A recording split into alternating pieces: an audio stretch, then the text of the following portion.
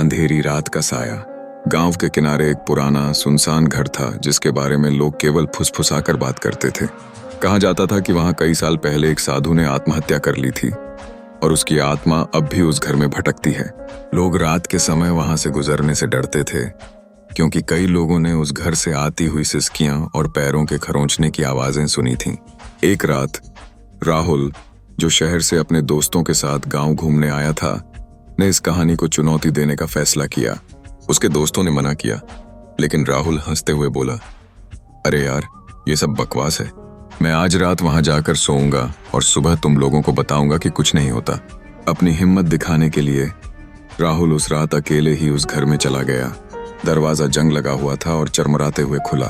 अंदर का वातावरण बर्फ जैसा ठंडा था, हालांकि बाहर गर्मी का मौसम था। उसने अपना टॉर्च जलाया और धूल भरे कमरे में देखा।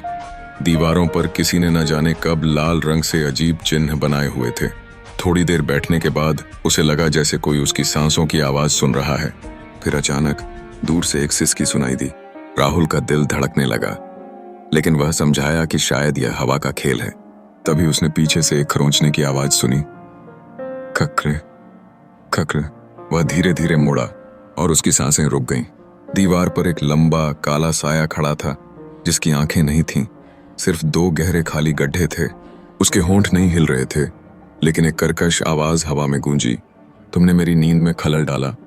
राहुल चिल्लाया और भागने लगा, लेकिन दरवाजा अपने आप बंद हो गया। उसकी चीखें गांव तक नहीं पहुंची। अगली सुबह उसके दोस्त घर पहुंचे, लेकिन राहुल का कोई अता पता नहीं था।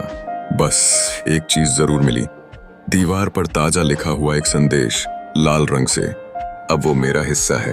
और तब से रात के समय उस घर से दो सिसकियां सुनाई देती हैं, एक पुरानी और एक नई। समाप्त।